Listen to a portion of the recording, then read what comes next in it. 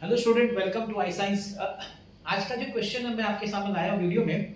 वो जो क्वेश्चन है वो चैप्टर आपका 12th में जो वेव ऑप्टिक्स है ना उसमें से है, एमएचसीटी में। और ये लेने का कारण ये वेव ऑप्टिक्स का जो डबल स्लिट एक्सपेरिमेंट है उसमें से मैंने क्वेश्चन लिया हुआ है आज का वीडियो के लिए। और एक और कारण है क्योंकि ये 3 बार तो कम से कम पूछा गया है, 2020 में, 2021 में और 2023 में।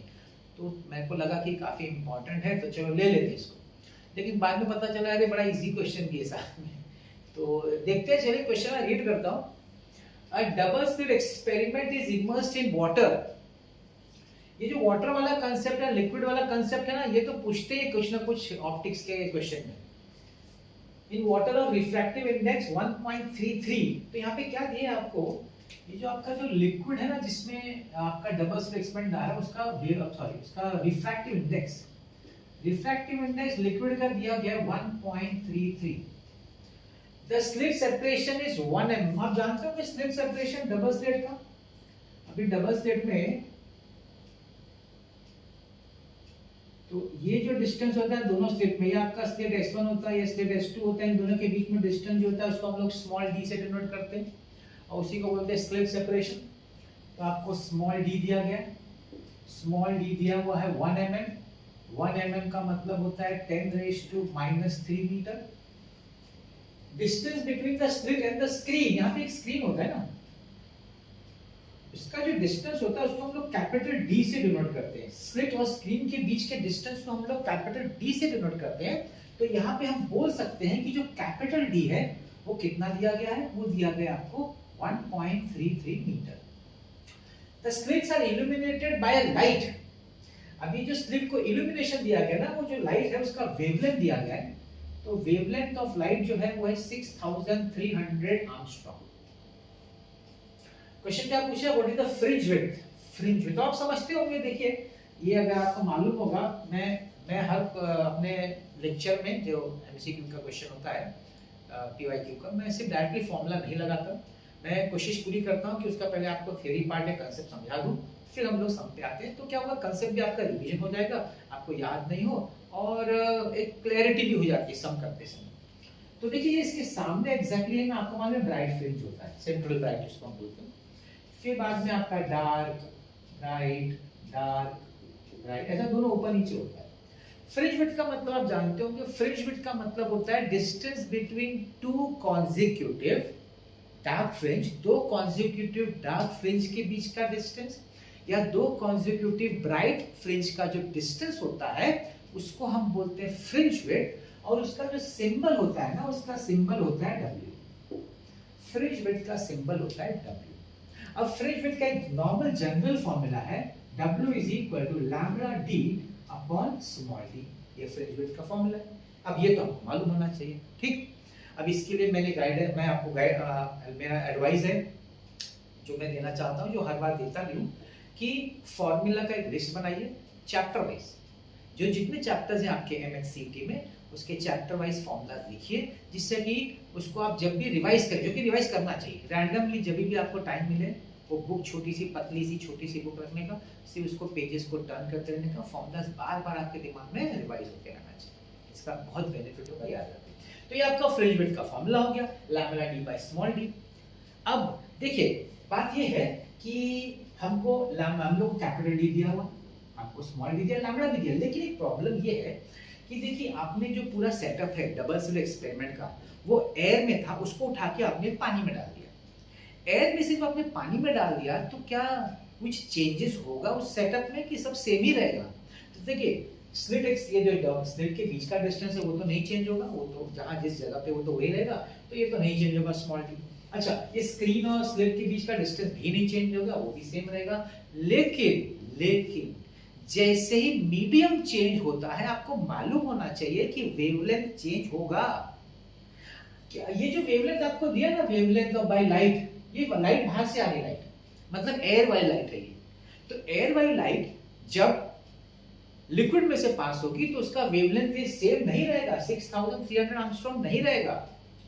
तो ये जो है आपका वेवलेंथ वो लिक्विड में चेंज, क्योंकि हमको जो फ्रिंज विड्थ फाइंड करना है वो लिक्विड के अंदर फाइंड करना है।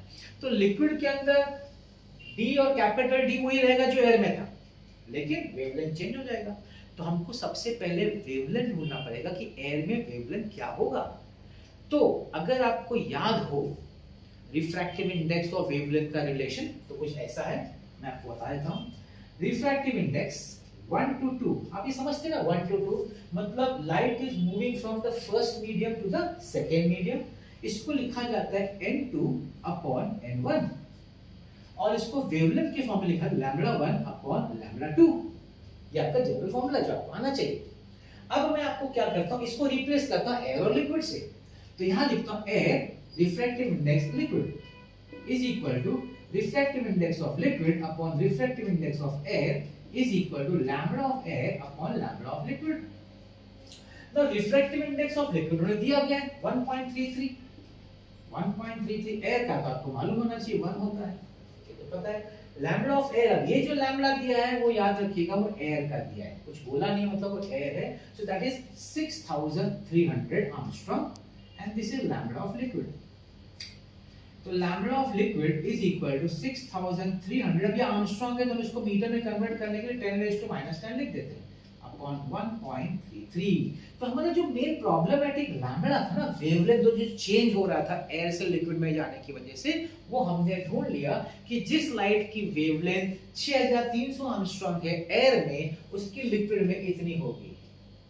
अब इसको कैलकुलेट करने की जरूरत नहीं, हम उसमें सब्स्टिट्यूट करेंगे और फिर देख लेंगे कैसे कैलकुलेशन होता है। तो चलिए हम लोग फ्रिंज विड्थ पे आ जाते हैं। तो fringe width WL in the liquid, हम स्पेसिफाइंग लिक्विड की बात हो रही है। लैम्बडा ऑफ लिक्विड में कॉपी करो यहां से 6300 into 10⁻⁻10 अपॉन 1.33, ये तो मैंने लैम्बडा लिखा।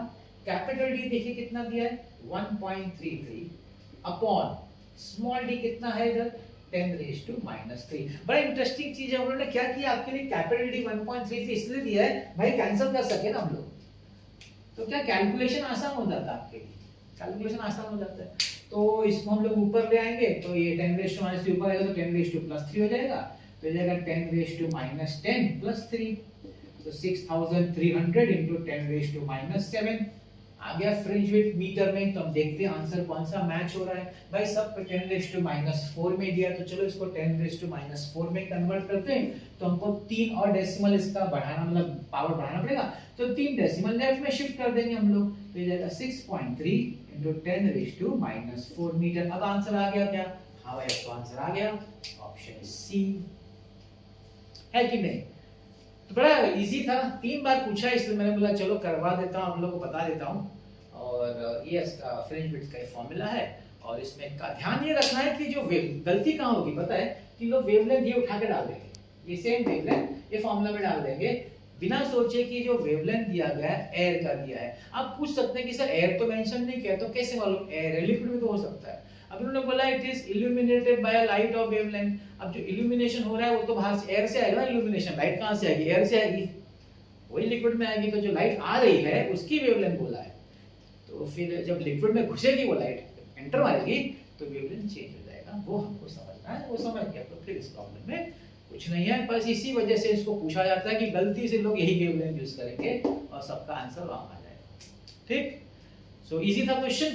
तो देखिए ऐसे ही क्वेश्चन है जो मैं लाता रहूंगा, एडवाइस मेरा यही रहेगा, फॉर्मूला बुक बनाइए, जरूर बनाइए, कभी भी लेट नहीं होगा। जिस दिन स्टार्ट करें उसी दिन बनाना शुरू करिए।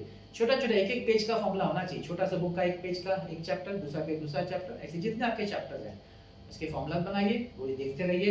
मैं आपको विश्वास देता हूँ आपका 50% प्रॉब्लम ऐसे ही सॉल्व हो जाएगा फिजिक्स का। 50% प्रॉब्लम जिस दिन आपने फॉर्मूला बुक कंप्लीट कर लिया, ये करिए। दूसरा मैं जो बोलता हूँ, पहली बार जब रिवीजन कर रहे हैं ना प्रैक्टिस, आप चैप्टर वाइज लीजिए, एक चैप्टर लीजिए पूरा, हर टॉपिक वाइज रिवाइज प्रैक्टिस करिए, दूसरा तीसरा। सेकंड टाइम और थर्ड टाइम जब आप रिवीजन कर रहे हैं ना, तो फिर चैप्टर वाइज फिर रैंडमली करिए, कोई भी चैप्टर जो जो चैप्टर आपका हुआ है ना उसमें से रैंडम क्वेश्चन उठाइए बुक में से और प्रैक्टिस देखिए आपसे हो रहा है कि नहीं। फॉर्मूला बुक सामने होना चाहिए, अब ऐसे करिए। हो सकता है तकलीफ होगी, अनकंफर्टेबल होगा, चलेगा, अपने को तो एग्जाम में कंफर्टेबल होना है, एग्जाम के टाइम हमको अनकंफर्टेबल नहीं होना है, इसलिए करना जरूरी है। और मेरा प्लेलिस्ट है देखिए, एमएससीटी का, नीट का है, जेईई मेंस का है, एडवांस का है। आप अगर जाके देखेंगे तो आपको पता चलेगा कि कोई अलग से क्वेश्चन नहीं पूछते आउट ऑफ द वर्ल्ड, आपका जो फॉर्मूला है उसी में से सम्स है, आप एक बार देख लीजिए आके सब मेरे प्लेलिस्ट में से। तो सब एक दूसरे रिलेटेड ही क्वेश्चन पूछते हैं। तो ऐसा नहीं कि सिर्फ एमएससीटी देखने का, और भी देख सकते हैं, क्योंकि question can always be interchange, है कि नहीं? ठीक है, तो ऐसे वीडियोस में आपके लाता रहूंगा, आप देखते रहिएगा। और आज का मेरा वीडियो देखने के लिए बहुत बहुत धन्यवाद। Thank you very much.